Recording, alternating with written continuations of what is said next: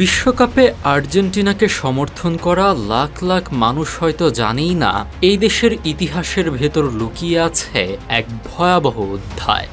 আজ আর্জেন্টিনার ফুটবল দলের দিকে তাকালে শুধুই শ্বেতাঙ্গ খেলোয়াড় চোখে পড়ে, কিন্তু অবাক করা তথ্য হলো 18 শতকের দিকে দেশটির কিছু নির্দিষ্ট অঞ্চলে মোট জনসংখ্যার প্রায় 30 থেকে 40% ছিল কৃষ্ণাঙ্গ। তাহলে সেই বিশাল জনগোষ্ঠী হঠাৎ গেল কোথায়? ইতিহাস বলছে আফ্রিকা থেকে জোরপূর্বক ধরে আনা এই মানুষদের একটি বড় অংশই ছিল মুসলিম।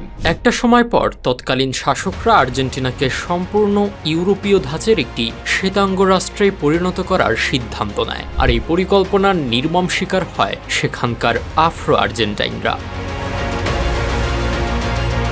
ভয়াবহ সব যুদ্ধে তাদেরকে জোর করে প্রথম সারিতে মানব ঢাল হিসেবে ব্যবহার করা হয়। এছাড়া ভয়াবহ মহামারীর সময় অবহেলিত ও অস্বাস্থ্যকর অঞ্চলগুলোতে তাদের বিনা চিকিৎসায় ফেলে রাখা হয়। একদিকে যুদ্ধ ও রোগবালাই, অন্যদিকে ইউরোপ থেকে আসা লাখো শ্বেতাঙ্গ অভিবাসীর ভিড়ে কৃষ্ণাঙ্গদের অস্তিত্ব ধীরে ধীরে বিলীন হয়ে যায়। এভাবেই একটি বিশাল জনগোষ্ঠীর নির্মম পরিণতি আধুনিক ইতিহাসের পাতা থেকে সুকৌশলে মুছে ফেলা হয়েছে।